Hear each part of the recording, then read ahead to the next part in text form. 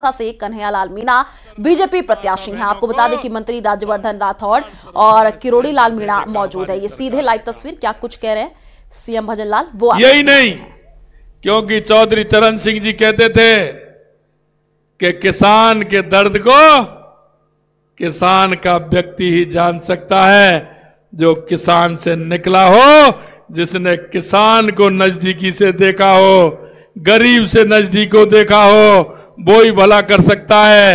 हमारे देश के यशस्वी प्रधानमंत्री नरेंद्र मोदी जी एक गरीब परिवार से निकल करके प्रधानमंत्री बने हैं।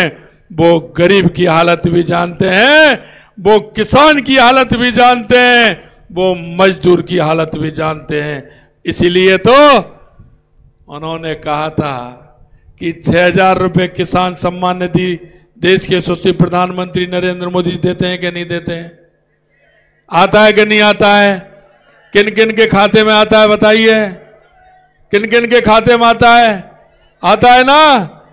मैं आपसे यही कहना चाहता हूं, हमने आपसे वायदा किया था कि 6,000 रुपए मोदी जी देते हैं, 6,000 रुपए हम देंगे। 2,000 रुपए हमने पहली कैबिनेट में फैसला लेते हुए 6,000 से पहली किस्त 2,000 देते हुए 8,000 रुपए किसान सम्मान निधि देने का काम हमने किया है। यही नहीं मित्रों, हमने कहा था किस कांग्रेस की जिस तरह से 19 पेपर में से 17 पेपर नकल के हिसाब से होने का काम किया, 17 पेपरों में नकल करने। मैं आपसे कहना चाहता हूं, मेरे युवा भाई खड़े हैं, वो किस उम्मीद के साथ पेपर देते हैं, पिताजी को भी भरोसा दिलाते हैं और पिताजी को भी भरोसा होता है कि मेरा बेटा पढ़ रहा है। कोचिंग भी कराया, कमरा भी दिलाया, हॉस्टल में भी रखा, और पिता को उम्मीद होती है कि मेरा बेटा पढ़ करके परीक्षा में पास होकर के मेरा सहारा बनेगा। बेटा भी पिताजी को विश्वास दिलाता है कि मेरे पिताजी मेरे लिए कहां कहां से पैसा लेकर के आ रहे हैं, मेरे को पढ़ाने का काम कर रहे हैं। लेकिन जब जिस दिन रिजल्ट आता है, उस पुत्र का भी सपना टूट जाता है और पिताजी की भी आस टूट जाती है। अगर ये किसी ने काम किया तो कांग्रेस की सरकार ने ये पाप किया, कांग्रेस की सरकार।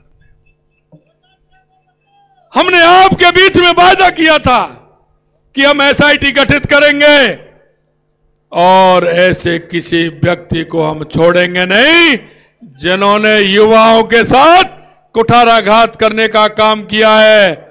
मित्रों, मैं आपसे कहना चाहता हूं, हमारी एसआईटी गठित की और 85 लोगों को गिरफ्तार करने का काम हमारी एसआईटी ने किया है। यह मैं आपको बताना चाहता हूं। अभी तो ये वो लोग हैं, ये तो वो लोग हैं जिन्होंने पेपर खरीदा था, ये लोग वो हैं जिन्होंने पेपर करके पास हुए थे। लेकिन सही कह रहे हैं, अभी वो लोग बाकी हैं, अभी वो बाकी हैं जिन्होंने योजना बनाई थी और पेपर की नकल करवाने का सौदा। भाई और बहनों, मैं आपको विश्वास दिलाना चाहता हूं, कितना भी बड़ा व्यक्ति हो, किसी कीमत पर